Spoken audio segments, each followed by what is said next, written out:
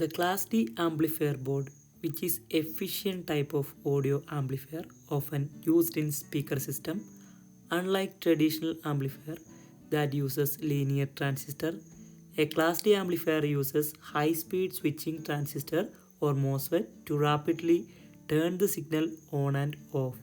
This switching action makes the amplifier much more power efficient, producing less heat while still delivering high output power.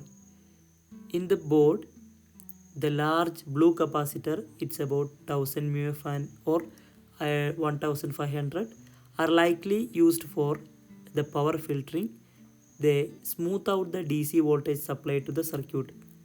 The two black component like the metal, it's a heatsink that are main power transistor or MOSFET which handle the switches the amplification of the audio signal.